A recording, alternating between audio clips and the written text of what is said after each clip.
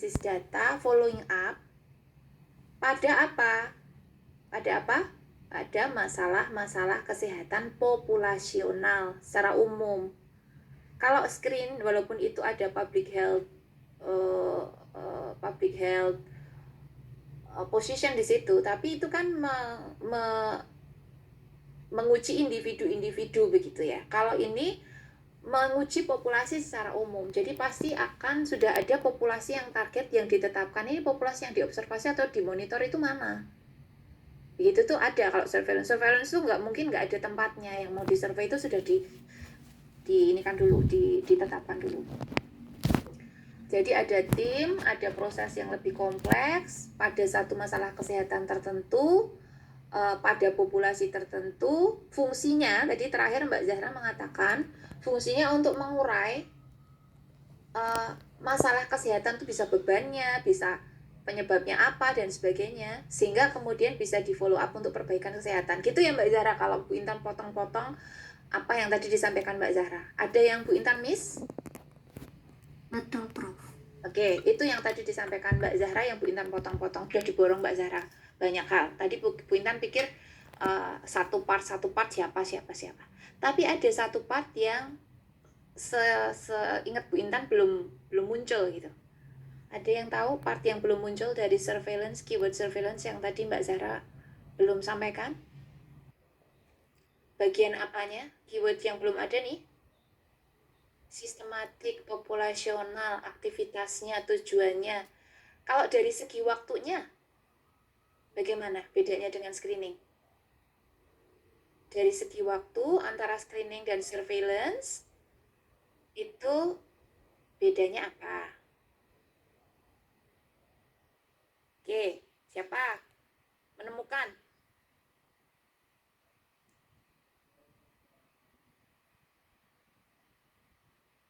Coba Bu Intan panggil. Ini cowoknya belum, ini Bu Intan panggil yang mas-mas. Uset bisa sampaikan barangkali tahu yang tadi belum disampaikan Mbak Zahra tentang surveillance, keyword surveillance, contrasting dengan screening. Kalau misalkan dari saya itu dikarenakan yang surveillance itu seperti pemantauan, maka itu mungkin perlu waktu yang lebih panjang tuh, karena kita kan nggak tahu bahwa penyakit itu akan berkembang ataupun kayak perkembangannya itu bagaimana kan kita belum tahu, jadi itu lebih panjang tuh dari segi waktunya. Ya, Gitu. well done gitu ya. Nah ini berarti ini melengkapi dari apa yang tadi Zahra sampaikan. Berarti kita udah tahu bahwa screening tuh beda dengan surveillance. Bahkan kalau misalnya kita bisa bilang screening tuh bisa part dari surveillance. Kalau kemarin Bu Pristi menyampaikan kalau surveillance tuh datanya bisa dua tuh. Ada yang masih ingat surveillance tuh kalau kita bicara data collection ada dua sistem. Sistem apa sama sistem apa? Ada yang masih ingat nggak?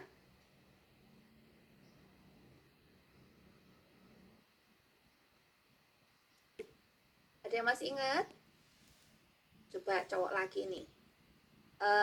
Bu Intan minta Afrian Arif, Mas Afrian Arif. Surveillance itu ketika kita bicara data collection ada berapa macam?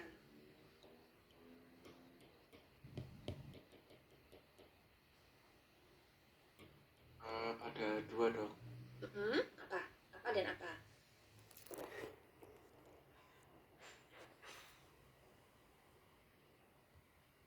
Surveillance pasif dan aktif. Betul. Kalau pasif itu yang kayak apa sih?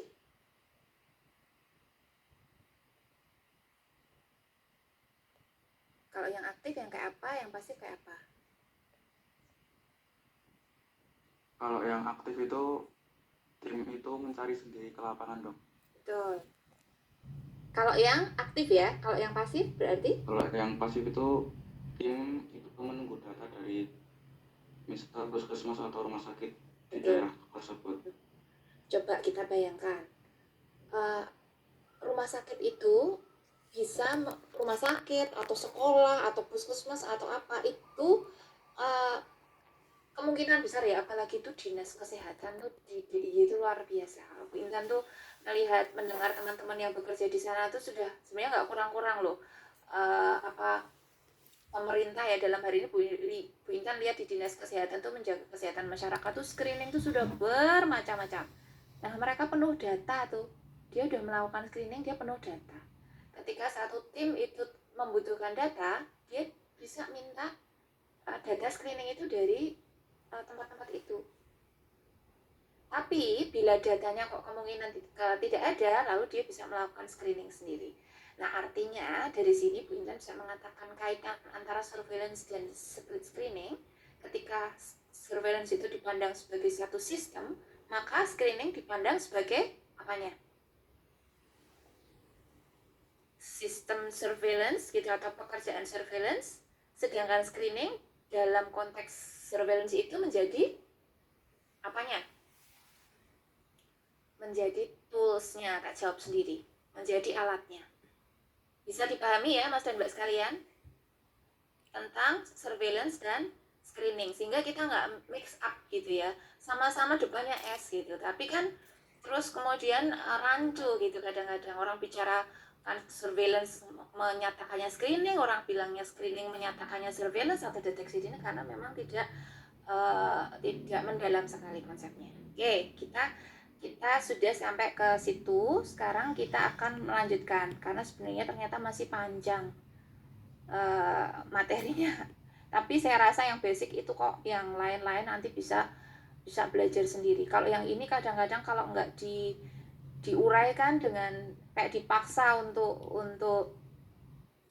meluangkan waktu, nah nanti kemudian sudah ke depan berlanjut belajarnya, tapi sebenarnya belum paham betul tentang konsepnya. Oke, lalu kita sudah tahu screening itu apa, surveillance apa, deteksi dini itu apa. Screening itu dilakukan untuk apa? Di sini kan sudah beberapa hal tampil di sini ya. Misalnya dengan ditemukannya secepat mungkin, maka bisa diterapi sedini mungkin sehingga morbiditas maupun mortalitasnya turun, jelas. Lalu dengan ditemukan sedini mungkin, maka dia nggak jadi sakit. Nah, sehingga kemudian besaran-besaran epidemiologisnya menurun, insiden, prevalence, dan sebagainya. Karena pre-sakit udah diatasi. Lalu kemudian ini mortalitas yang pertama, lalu kalau yang ketiga ini tentang morbiditasnya juga turun. Lalu ketika orang itu terdiagnosisnya sedini mungkin, maka pilihan opsinya masih banyak saat itu. Masih bisa untuk ini. Kalau udah parah ya you almost have no choice ya, atau you have very little choice gitu. Nah, sehingga meningkatkan pilihan terapi dan tentu prognosisnya semakin baik. Itu tujuan dari program screening. Contohnya tadi Bu Intan sudah mengatakan CA payudara ini merupakan penyebab kematian yang sangat tinggi untuk wanita dengan insiden dan prevalensi yang sangat tinggi. Oleh karenanya dia cocok untuk jadi program screening. Apalagi mudah sekali. Biasanya kalau kader-kader kesehatan selalu mengedukasi ibu-ibu untuk sadari untuk melihat kalau ada benjolan di payudaranya saat mandi, saat apa begitu, sedikit mungkin, secepat mungkin bisa langsung di petugas kesehatan misalnya. Kanker leher rahim ini juga biasanya kalau tanpa pap smear bergejala kalau sudah sangat parah dan dia memiliki tingkat mortalitas yang tinggi. Dengan teknologi pap smear yang ditemukan beberapa puluh tahun yang lalu itu sudah sangat bagus, false positifnya kecil, false negatifnya kecil, ditemukan di stadium kecil sekali. Jadi inflamasi tadi ya, yang Papanicolo 1, Papanicolo 2A itu kan masih mudah lah ditangani daripada kalau udah stage banyak gitu ya. Retinopati diabetik, misalnya pada orang-orang yang diabetes tidak ada gangguan retinopati begitu, maka kalau di luar negeri ya, kalau di Indonesia belum rutin ini ya, karena memang keahlian untuk melihat dengan ophthalmoscope menurut saya sih nggak susah loh sebenarnya ini ngelihat retinopati diabetik. Bu Intan tuh mungkin nggak pegang ophthalmoscope tuh udah 25 tahun, tapi rasanya dulu melihat itu mudah aja kok.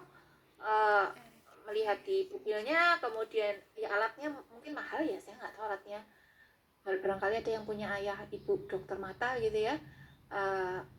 dan kemudian mungkin mencoba begitu dengan ophthalmoscope gitu. Sebenarnya ini andaikan ophthalmoscope itu tersedia, mungkin diajari sedikit kalau gambaran retinopati diabetik itu seperti apa kan sebenarnya bisa dilakukan. Tapi pada kenyataannya menurut saya ini belum dilakukan kalau di Indonesia. Kemudian ini juga saya nggak tahu ya. Ini proses ketika bayi itu lahir, kemudian banyak dilakukan pengukuran, mungkin zaman sekarang sudah dilakukan, sehingga kemudian kalau misalnya ada risiko gangguan apa itu sudah kelihatan sejak awal, sejak bayi baru lahir gitu.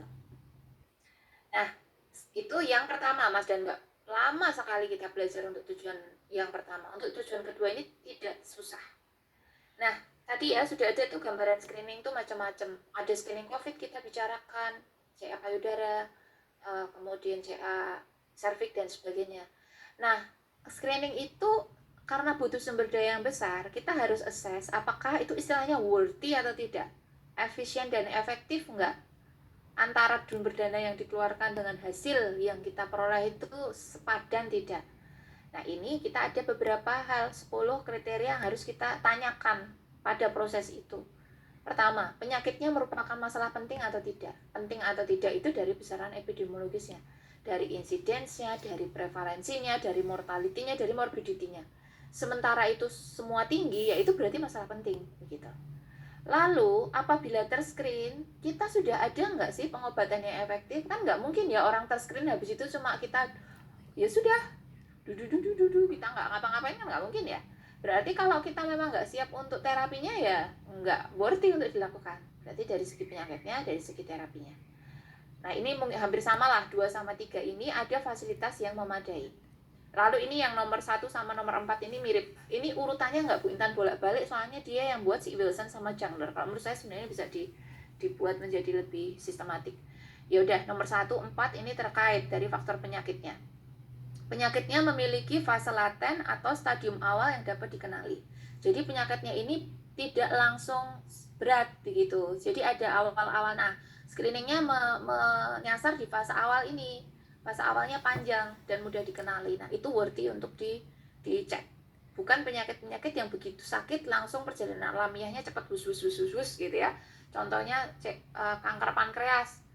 Kanker pankreas itu terdiagnosis cepat banget lah, karena kan dia sangat vaskular dan sebagainya. Nah, itu salah satu contoh yang tidak layak untuk dilakukan screen. Kemudian ini nomor 1, nomor 2 faktor penyakit, nomor 2 sampai 3 faktor fasilitas. Nomor 6 juga fasilitas. Dalam hal ini adalah ada nggak sih tes yang valid, yang sensitif, yang spesifik, yang murah ini masuk nomor 9 gitu ya.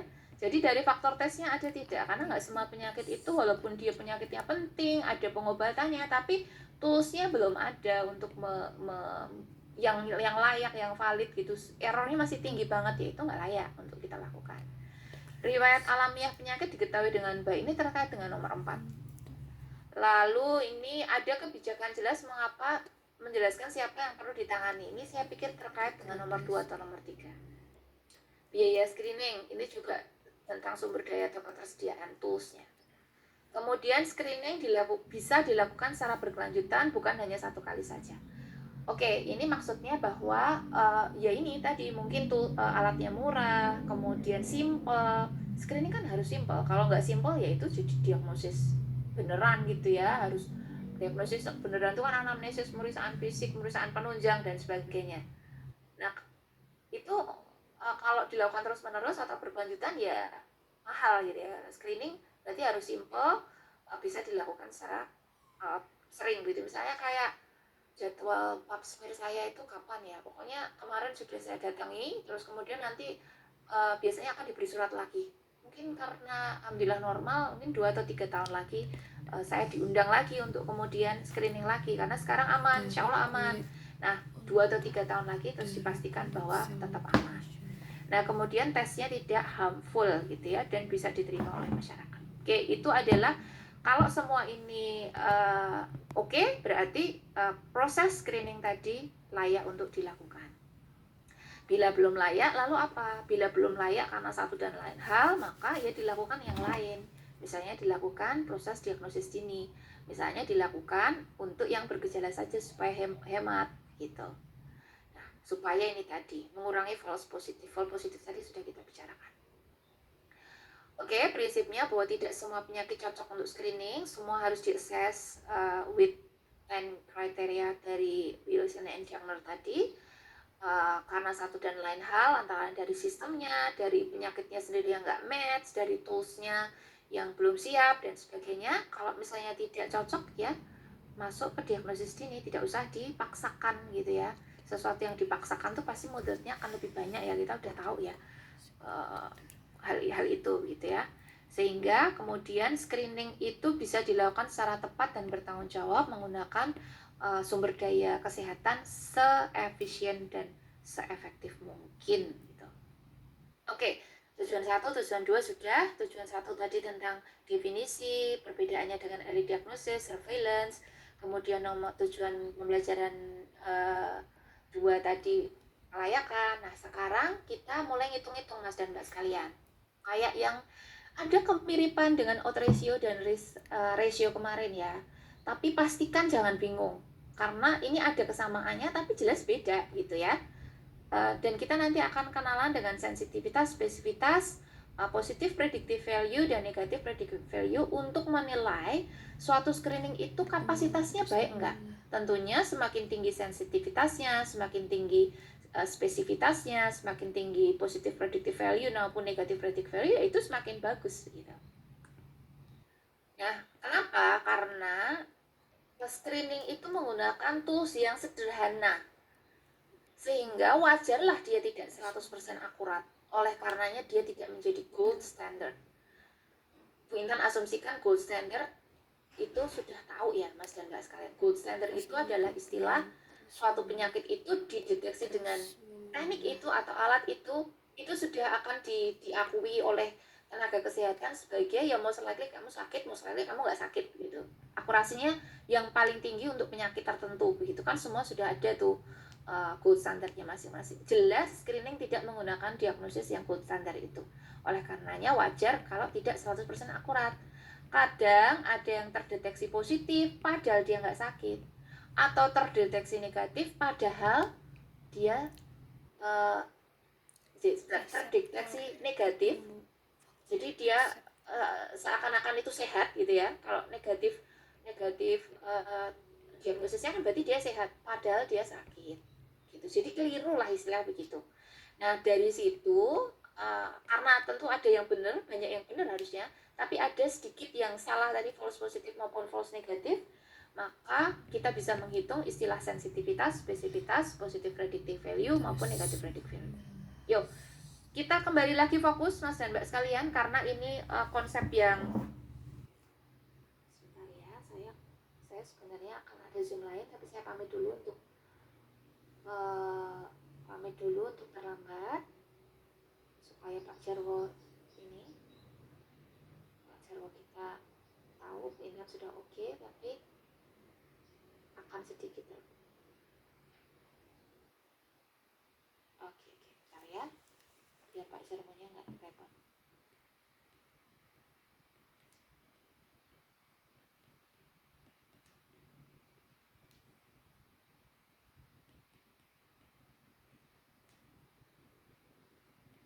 Oke ya, nah ini Mas dan Mbak sekalian, ini kalau misalnya kita lihat contingency table 2/2 ini, itu kita jadi dejavu dengan odds ratio dan risk ratio kemarin. Tapi ingat, bedanya adalah kalau di sini memang sakit dan sehat begitu. Masih ingat Bu Intan? Ini yang sakit dan yang sehat itu sama. Tapi yang di sini itu terekspos dan tidak terekspos. Beda ya. Jadi ini serupa tapi tidak sama. Nah, kalau di sini kalau kita bicara screening, kotaknya adalah begitu. Di sini kolomnya, barisnya adalah tesnya terdiagnosis positif, artinya sakit. Ini tesnya terdiagnosis negatif, menurut si alat itu sehat gitu ya. Nah, yang terdiagnosis positif dan beneran sakit, itu namanya true positif. True itu menunjukkan beneran, ini bener, match gitu, antara positif dan sakit itu kan match, makanya true. Lalu ini positif, terdiagnosisnya positif, Jadi kayaknya dituduh sama alatnya itu sakit, padahal sehat. Kan nggak match tuh. Nah, disinilah false positif. Ini true, positif sakit kan true. Positif, wah padahal sehat, salah ini false positif. Lalu ada juga keadaan di mana tesnya negatif. Jadi kayak nggak sakit, udah ayam dulu orangnya tuh saya nggak COVID gitu ya. Padahal ternyata di PCR positif sakit. Ini false juga kan? Namanya false negatif. Negatif yang false. Harusnya dia nggak negatif, gitu. Sedangkan yang ini adalah dites negatif dan beneran sehat. Nah, makanya true negatif. Oke, coba ya 1 menit untuk melihat ini. Karena nanti istilah true positif, false negatif, true negatif itu kita akan ketemu terus. Sehingga kalau kita nggak paham di sini ya jadi susah gitu ya. Coba 1 menit pikirkanlah makna dari true dan false dan positif dan negatif, sehingga kita nggak usah ngapal, tapi kita hanya tahu bahwa true atau false itu tuh menyatakan apa, positif atau negatif itu menyatakan apa. Oke, 1 menit ya. Izin Prof, Oke. PPT-nya Permisi, ini apakah tidak di share screen ya? Ya Allah, padahal tadi kok pointer nggak diingetin. Saya sudah cek dokter pribadi tapi belum Oh dibaca. iya ya, maaf ya. Oke. Saya juga sih, apa memang saya itu hari ini agak full sehingga memang saya sendiri tidak konsen ya. Ya moga-moga Mas dan Mbak mengikuti lewat materi yang sudah Bu Intan kirim ya. Oke. Ya, baik. Sudah sekarang? Sudah ya? Sudah dok. Oke, ya. Bu Intan ulangi lagi. Nah, ini kan makin lama kayak makin kompleks. Sebenarnya not really that hard gitu ya. Cuma apapun itu, kok susah lagi ya. Apapun itu menurut saya kita harus invest awal tuh, jangan cepet-cepet lah belajar itu menurut saya. Asal awalnya paham, nah nanti kemudian kita belakang gampang. Makanya tadi kita lama tentang screening, tentang surveillance dan sebagainya ini. Bu Intan juga berlama-lama di sini, harapannya nanti bisa cepat. Nah ini tabel ini tadi Bu Intan sampaikan mirip sama tabel yang odds ratio sama risk ratio, tapi ini beda karena kalau yang odds ratio dan risk ratio ini sakit dan sehat, sedangkan ini di sini adalah terekspos resiko itu, misalnya yang kita tuduh sebagai resiko merokok tidak merokok misalnya gitu ya. Dan yang tidak terekspos. Sedangkan ini adalah, kalau yang ini barisnya adalah yang tertes dengan tools itu positif, artinya dianggap sakit. Positif itu kan maksudnya dianggap sakit gitu ya. Dan yang tertes negatif. Dan tadi Bu Intan sampaikan bahwa orang yang tertes positif maupun tertes negatif itu most likely beneran gitu. Yang positif beneran sakit, yang negatif beneran sehat. Tapi sayangnya tidak seideal itu. Alat diagnosis yang alat screen yang sederhana itu memiliki kapasitasnya terbatas sehingga kadang-kadang dia tercek positif padahal dia sehat. Nah, disinilah dia namanya false, salah screen, salah kesimpulan. Sedangkan kadang ada orang yang tertes negatif, artinya dia udah seneng karena dia itu sehat gitu, padahal dia sakit. Jadi di sini false negatif. Nah, yang kita harapkan tentu yang dua ini, yang tes tools yang ideal kan tentunya yang positif beneran sakit, yang negatif beneran sehat. Berarti kita ingin ini tinggi dari 1.000 orang misalnya ya. Kita ingin sebagian besar di sini dan di sini. Tidak di sini dan di sini. Unfortunately, almost all screening tools itu pasti punya false negatif atau false positif, yang itu nggak masalah asal dia kecil gitu.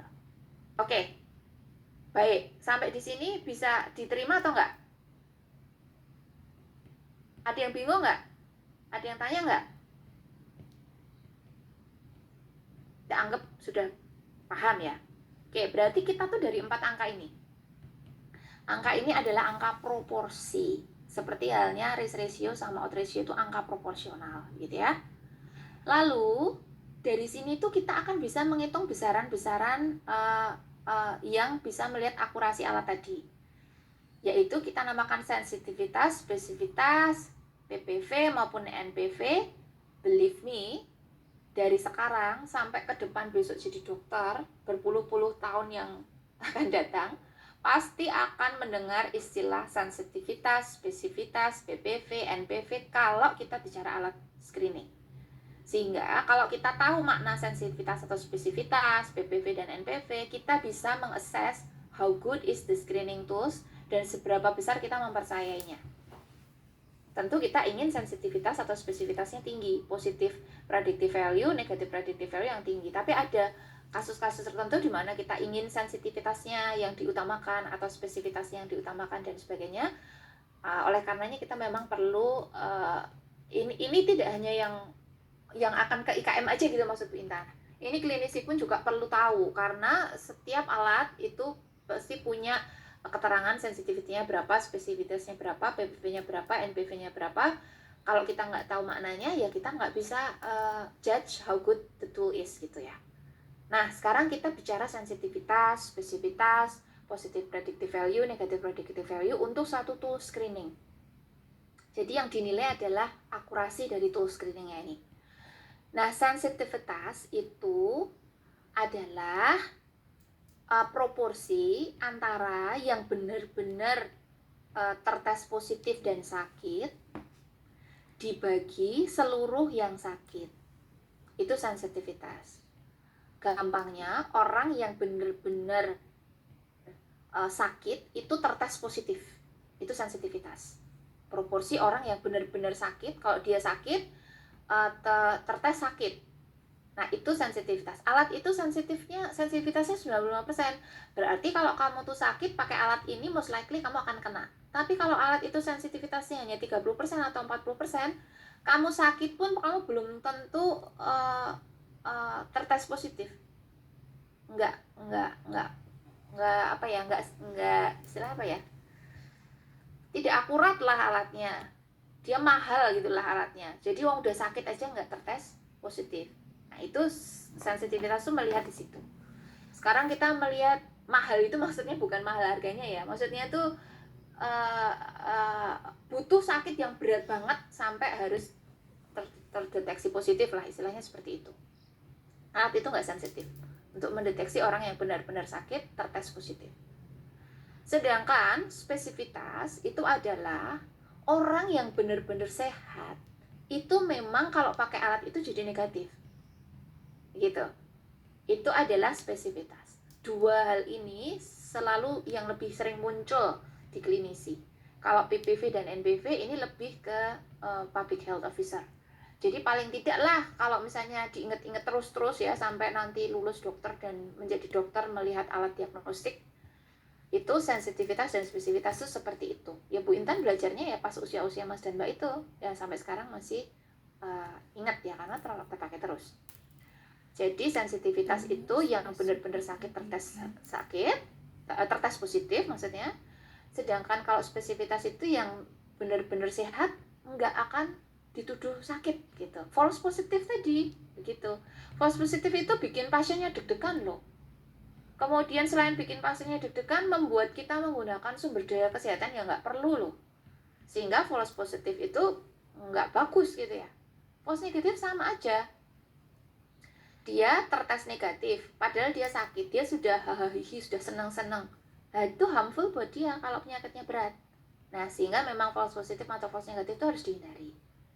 Oke, mungkin fokusnya ke sensitivitas atau spesifitas utamanya, tapi kita akan melihat ada besaran lain yang juga, kalau ini dari sisi sakit dan dari sisi sehat, kalau ini dari sisi ketika pada semua orang yang tertes positif, itu yang beneran positif itu berapa? Nah, beda ya sama tadi ya. Kalau ini tadi proporsinya adalah orang yang sakit. Ini orang yang sehat. Kalau ini proporsinya pada semua orang yang tertes positif, itu yang beneran itu berapa? Itu adalah positive predictive value. Tentu kita ingin dia tinggi kan? Lalu yang dari semua orang yang tertes negatif, yang beneran dia sehat itu apa? Itu negative predictive value. Oke, kita lanjutkan ya. Karena saya mau berpanjang-panjang tapi waktunya yang membatasi.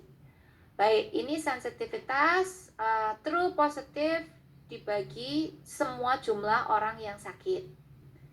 Kemampuan tes mendeteksi orang yang sakit itu beneran positif. Spesifitas true negatif dibagi semua orang yang sehat. Kemampuan tes mengidentifikasi orang yang sehat sebagai negatif.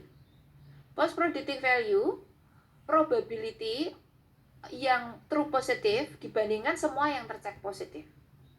Sedangkan negative predictive value perbandingan antara yang true negatif dengan semua orang yang tes negatif. Oke, seperti itu. Nah, sekarang pakai kertas masing-masing. Pakai kertas masing-masing, pakai kalkulator masing-masing, kita hitung sama-sama. Ada satu dummy data gitu ya, pada 1000 orang. Misalnya ya, ambil aja biar konkret ya. Ini COVID lagi aja ya. Dan ini antigen. Ini sakitnya COVID, ini antigen. Ini COVID, ini sehat. Kemudian ini yang tertes antigen positif, ini antigen negatif. Di dalam 1000 orang yang dicek, ternyata yang positif ada 140 orang. Setelah dilakukan pemeriksaan lanjut dengan PCR, ternyata yang beneran sakit cuma 90. Yang tadi terdeteksi antigen positif, padahal dia nggak sakit, itu 50. Gitu. Yang terdeteksi antigen negatif, tapi dia itu padahal ternyata sakit. Jadi ini dalam kapasitas untuk menguji alat itu ya. Biasanya kalau di lapangan kok negatif ya udah negatif gitu aja ya. Tapi ini untuk menguji alat diagnostik antigen itu, maka yang negatif pun di PCR lagi gitu kan. Lalu ternyata walaupun negatif, dia padahal COVID gitu. Dia potensi menularkan itu 10. Sedangkan yang benar-benar sehat 850. Dari sini kemudian kita bisa jumlah-jumlahkan yang tes positif dengan alat tools itu 140, yang negatif itu 860, yang beneran sakit 100, yang beneran sehat 900. Oke ya, ini kasusnya begitu. Hitung sensitivitas, spesifitas, PPV dan NPV, silahkan dihitung 5 menit aja. Ini kan Mas dan Mbak tuh di mahasiswa kedokteran pasti kan secara kognitif udah pada oke. 5 menit lagi Bu Intan masuk kelas untuk menanyakan sensitivitas, spesifitas, PPV dan NPV-nya berapa. Ayo dihitung ya. Saya akan ini siap-siap untuk yang lain. Ya monggo silakan.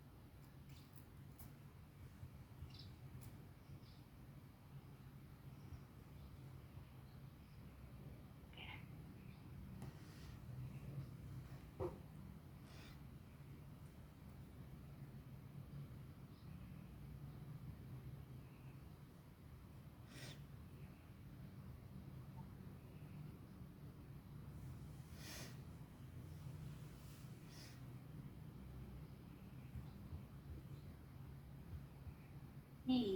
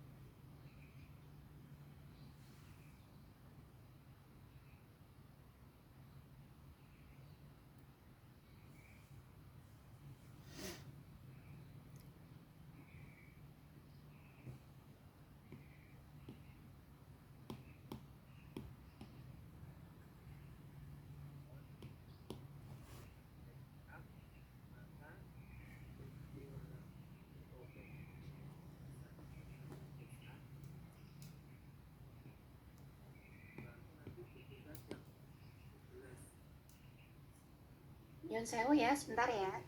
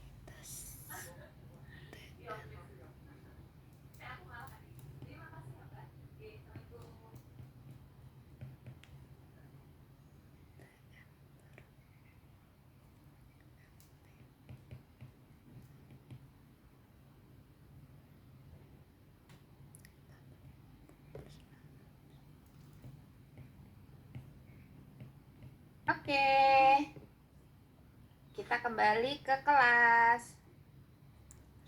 Tadi angka-angkanya berapa ya? Sebentar, kita coba catat angka-angkanya.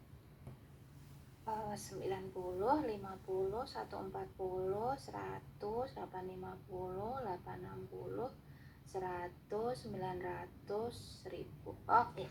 Ya, sekarang kita ngecek semuanya, pastinya insya Allah gampang banget kok ini. Jadi kita akan tanya satu-satu. Oke. Putra, putri gitu. Sekarang Mas Ersil. Rivaldi, Faisal, Ersil. Panggilannya Ersil kan? Iya enggak? Iya, Prof. Mas Ersil dan Mas Ersil yang sensitivitas. Hitungannya seperti apa, maknanya seperti apa? Oke. Yuk. Baik, Prof. Untuk yang sensitivitas berarti true positif atau 90 kita Sensitif. Oh iya, benar. Oke. Lanjut, sorry. kita bagi dengan jumlah antara true positif dan juga false negatif sehingga 90/100 atau 90%, Prof. Oke, great. Jadi ini tuh cukup tinggi loh. Kalau alat sensitivitas itu 90% itu cukup tinggi. Bu Intan maknai ya. Berarti 90% alat itu bila kita sakit terdeteksi positif. Gitu ya Mas Ersil ya? Nah, terima kasih Mas Ersil. Sekarang yang spesifitas. Amara Dinda Naila. Panggilannya siapa Mbak? Naila juga. Siapa panggilannya? Naila. Oh, yang Naila selain Mbak Amara Dinda siapa panggilannya Naila? Cuma namanya buat Mbak Amara Dinda ya? Nama Naila itu. Maksudnya kan terlalu banyak Naila. Oke, yowes lah. Mbak Naila spesifitas hitungannya kayak apa, lalu maknanya gimana? Untuk rumusnya true negatif dibagi true negatif plus false positif. Untuk angkanya itu yang true negatif 850 dibagi 850 plus 50 yaitu 900. Jadi 850 per 900 hasilnya 94,44%. Oke, artinya berarti ketika orang itu sehat, most likely dia terdiagnosis apa?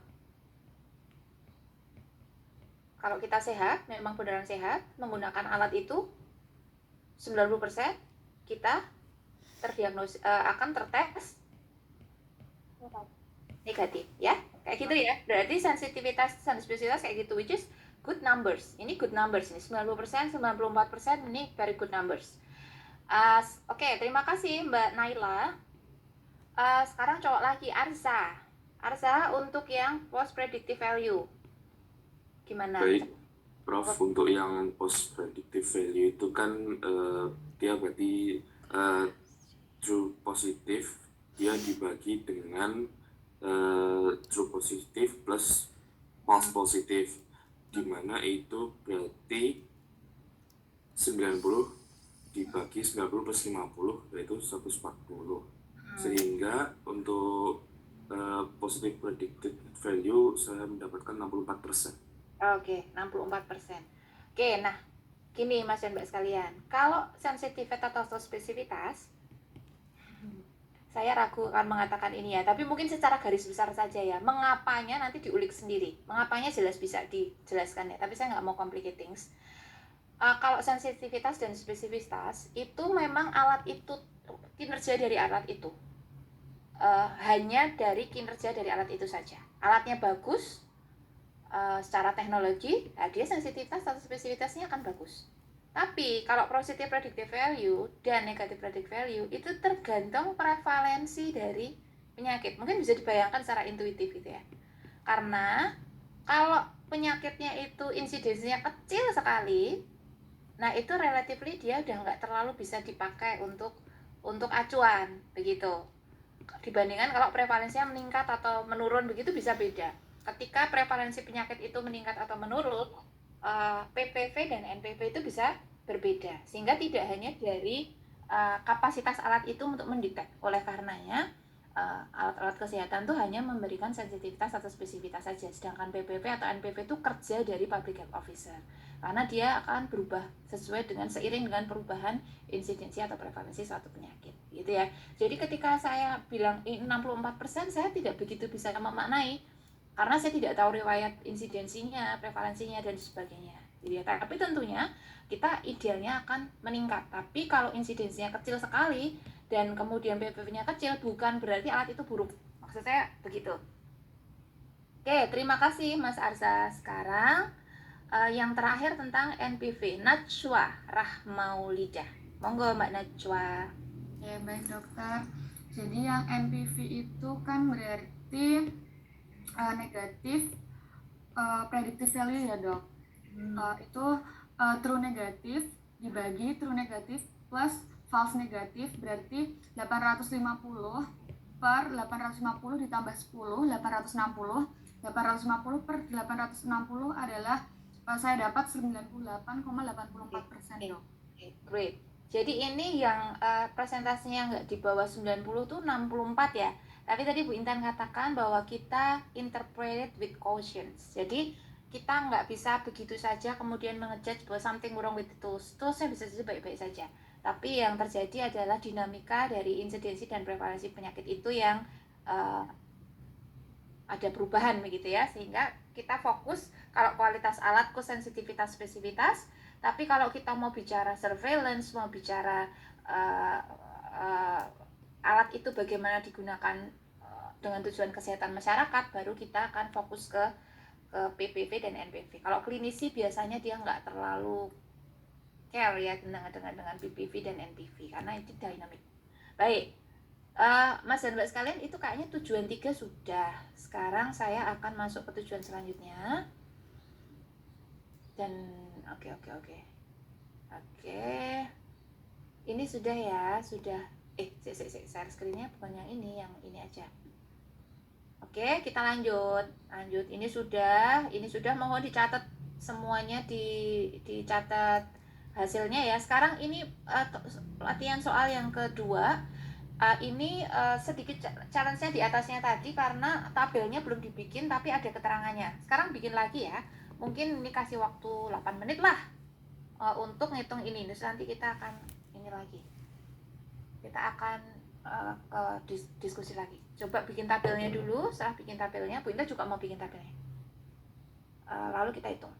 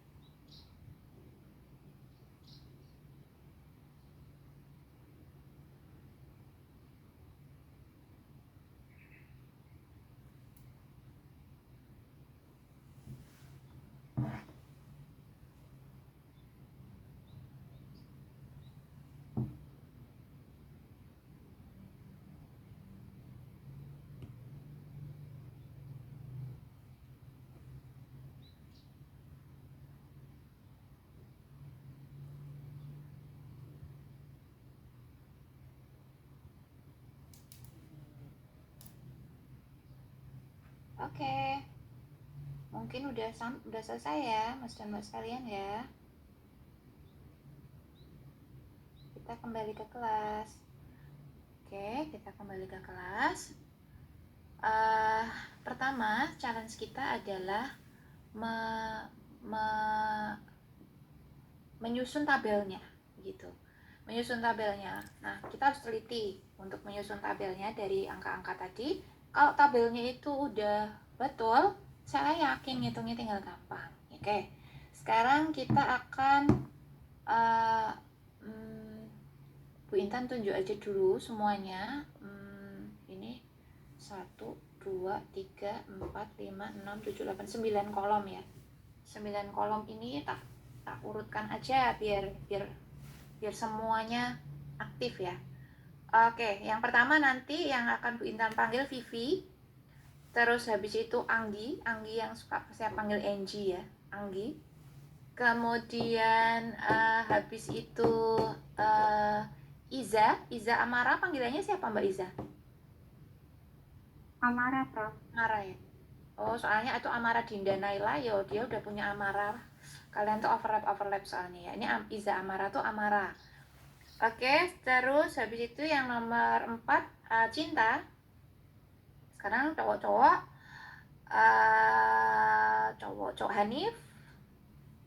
Hanif nomor kolom kelima. Nanti habis itu yang sudah tadi mana, Melvin belum. Terus habis itu ketujuhnya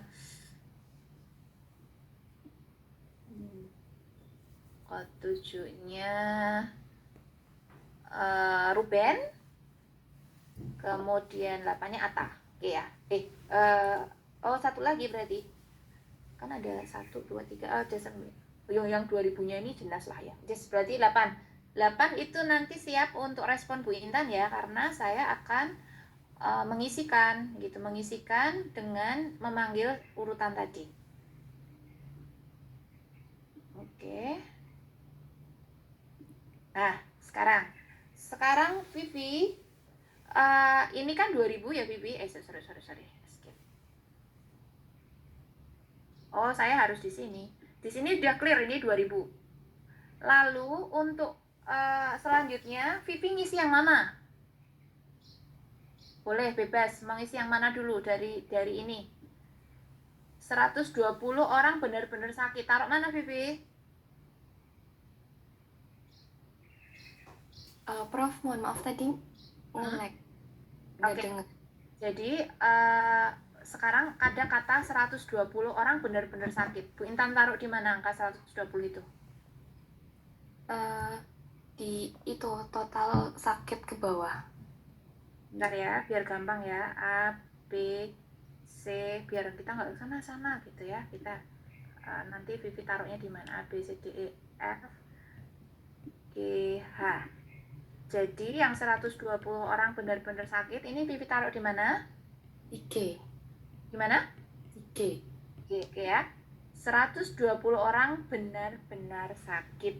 Great. Ditaruh di sini. 120. Oke, thank you Vivi. Sekarang Anggi 96 orang yang sakit, 96 dites positif. Anggi mau taruh mana angka 96-nya? Oke. Thank you. 96. 96. Lalu dari yang tidak sakit 8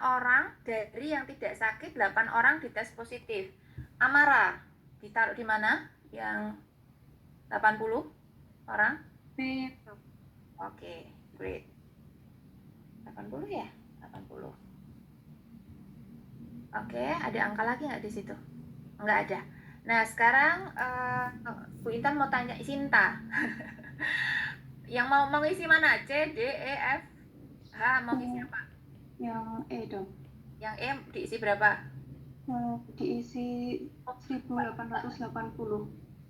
Dari 2000 dikurangi 120. Oke, sekarang Mbak Cinta.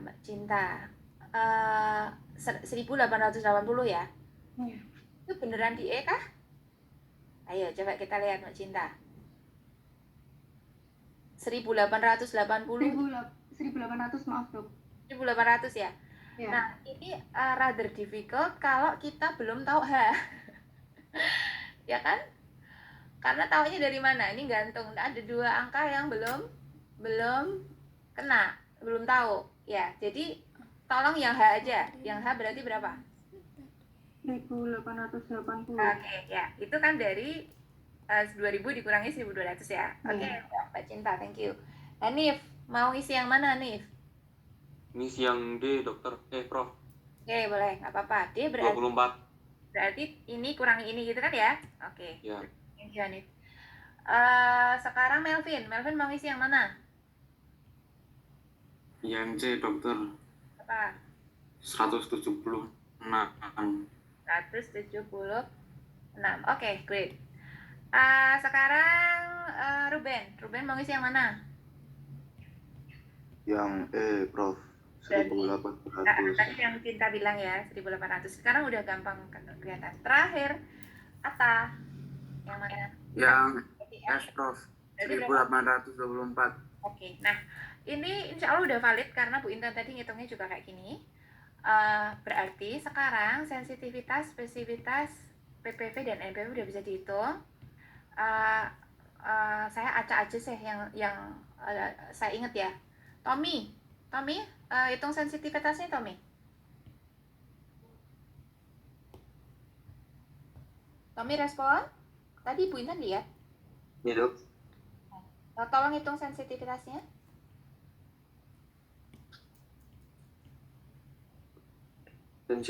Sensitivitasnya 80% dok. Cara menghitungnya? Tadi tes positif. Positif. True positifnya berapa? Tes positifnya 96. Betul. Dibagi jumlah total yang sakit. Jumlah total yang sakit 176. Jumlah total yang sakit Mas Tommy. 2000 dok, Prof. Bukan. 2000 tuh yang dites semuanya. Jumlah total yang sakit 20. Hah? Ini ya. Oke, berarti sensitivitas rumusnya adalah true positif dibagi jumlah total yang sakit. 96 bagi 120 berapa Mas Tommy? 0,8 dok. 0,8. Betul ya, Bu Intan nggak ngitung. Pokoknya 96 bagi 120. Oke, berarti sensitivitasnya 80% ya. Oke, thank you Tommy. Terus sekarang Zahnai yang spesifitas. Zahnai respon, hadir. Zahnai ada nggak? Hadir. Oke, hadir. Oke, spesifitas. Spesifitasnya berapa?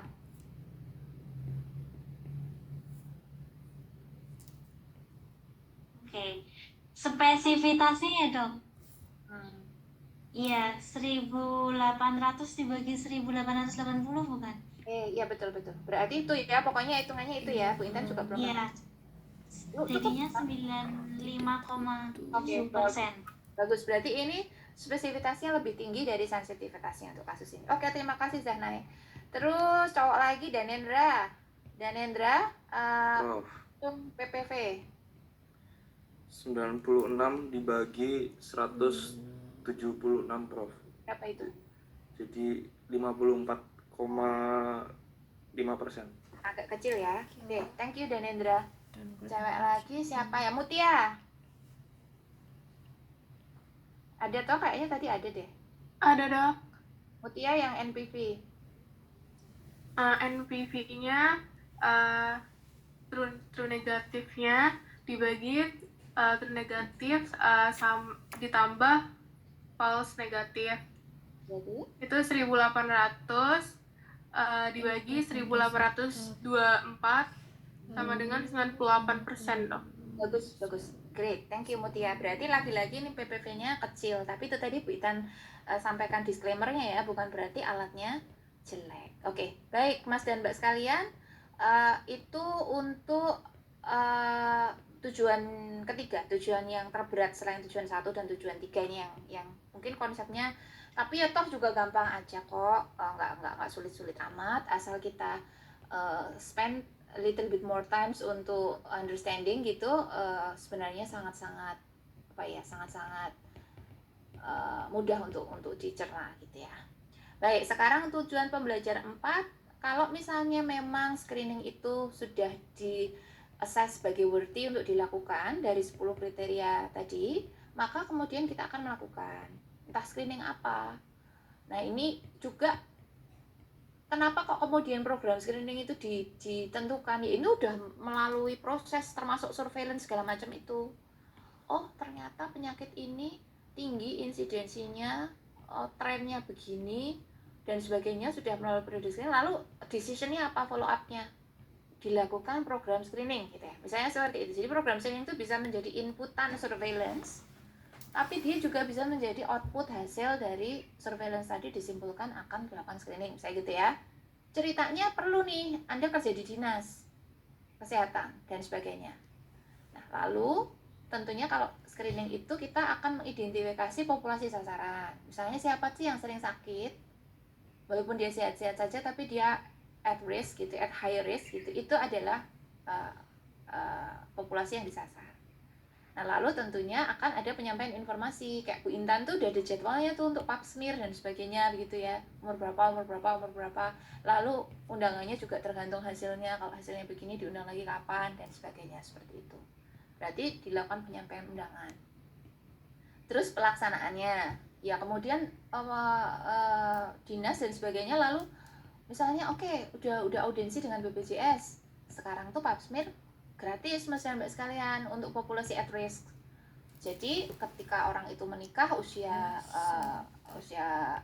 subur, masa usia subur, maksudnya at high risk gitu, dia akan diundang dan misalnya BPJS sudah bisa mengcover gitu ya. Mandiri boleh, tapi BPJS ada jadwal yang ibu-ibu, nah itu akan diundang, kemudian ada pelaksanaan screening di mana gitu ya. Lalu kemudian tergantung dengan hasilnya, maka kemudian akan ada kayak semacam kalau positif seperti apa, kalau negatif seperti apa. Kalau negatif, kayak Bu Intan itu diundang lagi berapa tahun lagi. Kalau positif ya kemudian dia akan di-refer kemana dan sebagainya, itu harus ditetapkan oleh programmernya. Nah, ini ya, terapi, follow up, surveillance bila perlu. Jadi kalau misalnya ternyata masuk ke Papa Nicolo yang ada inflamasi menuju displasia tapi belum CA, nah itu nanti surveillance-nya berapa bulan. Kalau yang normal, completely normal mungkin setahun, 2 tahun dan sebagainya. Jadi ada follow up-nya. Lalu kemudian program screening itu perlu ada sajian datanya, termasuk sajian data konfirmasi sensitivity, specificity, PPV dan NPV untuk kita bisa memaknai how trustworthy the screening is begitu. Jadi pelaporan untuk kebijakan selanjutnya, kualitas dari screening itu sendiri dan sebagainya dilakukan. Jadi prinsipnya seperti ini. Saya rasa gampang aja ya. Lalu manfaat dan risiko screening. Manfaatnya tentunya tadi ya, bisa menurunkan mortalitas, morbiditas. Ini kayaknya udah deh. Terus kemudian bisa memberikan banyak pilihan. Kalau di awal-awal tuh banyak pilihan, tapi kalau udah di akhir-akhir ya malah kadang hanya sekedar paliatif aja. Istilah paliatif itu not much that you can do, ya hanya untuk memperbaiki kualitas hidup di fase terminal gitu kan, kita nggak ingin seperti itu. Jadi untuk menghindari hal ini maka dilakukan screening. Nah, lalu ini tadi bahwa screening itu sangat bermanfaat, tapi ada false positif, ada false negatif yang kemudian tentunya akan merugikan gitu ya. False positif, orang jadi aku terdiagnosis positif gitu, dia udah cemas-cemas, dia kemudian pemeriksaan lanjut ternyata enggak, ya kan, ini juga merugikan. Tadi Bu Intan sudah sampaikan ya. Kalau false negatif, kalau dia terlalu percaya, dia merasa bahwa screening itu pasti 100% akurat, mindsetnya adalah bahwa sensitivitas atau spesifikasi 100%, Apalagi penyakit-penyakit yang berbahaya yang sebenarnya itu bisa diatasi early gitu ya, itu akan merugikan orang yang mengalami false negative. Nah ini tadi ya, false positive itu bisa overdiagnosis, overtreatment pada keadaan false positive. Kemudian kadang-kadang ada screening yang dia tidak completely safe, ada efek sampingnya dan sebagainya. Ini tergantung keamanan teknik screeningnya. Ini kaitannya dengan false positive dan sebagainya. Oke. Ya, itu tadi Bu Intan sampaikan untuk materi kita hari ini, untuk definisi screening, untuk kelayakan screening, evaluasi kualitas dari tes screening tentang sensitivitas, spesifitas, PPP, NPV, prinsip alur screening, kemudian manfaat dan risikonya. Harapan Bu Intan sih sedikit banyak kita udah punya gambaran, lebih detail lagi bisa lihat di buku. Untuk jadi klinisi yang penting harus tahu adalah konsep spesifitas, sensitivitas. Kalau lebih lagi nanti memang passionnya terjun di masyarakat, tidak di belakang meja. Untuk kan orang tuh beda-beda ya, ada yang senang menjadi klinisi, ada yang senang terjun langsung di masyarakat, langsung involve pada masyarakat yang banyak, make a bigger impact gitu ya. Proses ini harus lebih paham gitu ya. Tapi kalau jadi klinisi at least tahu sensitivity dan specificity, karena believe me nanti pasti akan ketemu dengan angka itu, nggak mungkin enggak saat nanti berjalannya Mas dan Mbak menekuni profesi dokter. Begitu. Baik, sampai di sini barangkali ada hal-hal yang Bu Intan sampaikan belum jelas dan sebagainya. Tidak. Kalau tidak, kita akhiri. Kita tadi mulai 7.30, berakhir 8.45. Ya 75 menit seperti yang Bu Intan perkirakan ya. Berarti alhamdulillah untuk screening kita bisa akhiri, Mas dan Mbak sekalian. Untuk soalnya nanti Bu Intan akan keluarkan satu soal untuk tiap tujuan. Seperti biasa, dilihat kembali saja tujuannya seperti apa, yaitu nanti akan ada 5 soal utama maupun 5 soal remediasi, tapi biasanya mungkin nggak ada remediasi kali ya, IKM kan nggak terlalu sulit, sehingga Mas dan Mbak untuk belajarnya berfokus pada tujuan belajarnya. Baik, terima kasih Mas dan Mbak sekalian. Oh iya, kita harus presensi dulu, sebentar, kita presensi dulu. Oke, saya udah di WA loh sama Mbak Amel tuh tahu saya pelupa, jadinya dia mengingatkan, Amel mengingatkan, dan ini malah mau lupa beneran. Oke, attendance.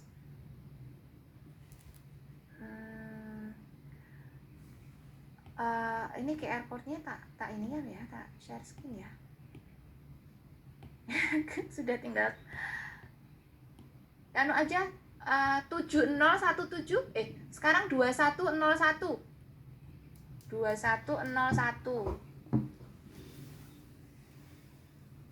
bisa nggak?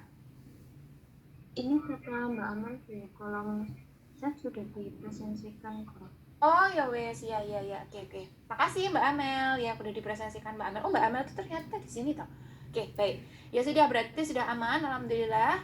Mas dan Mbak sekalian, mungkin akan ketemu Bu Intan masih lama lagi karena saya akan nanti ditugasi Bu Pristi mendampingi tentang perubahan perilaku ya, teori perubahan perilaku dan promosi kesehatan. Jadi sangat-sangat social science ya. Kalau yang epidemiologi screening itu matematika base, kalau yang besok di akhir-akhir itu akan ketemu lagi 2 kali lagi dengan Bu Intan untuk IKM-nya. Baik, terima kasih atas perhatiannya Mas dan Mbak sekalian. Sampai ketemu di lain kesempatan. Kita akhiri dulu dengan doa syukur. Doa syukur dipersilakan. Terima kasih atas perhatiannya. Sampai ketemu lagi. Assalamualaikum warahmatullahi wabarakatuh. Waalaikumsalam warahmatullahi wabarakatuh. Terima kasih, Bang. Oke.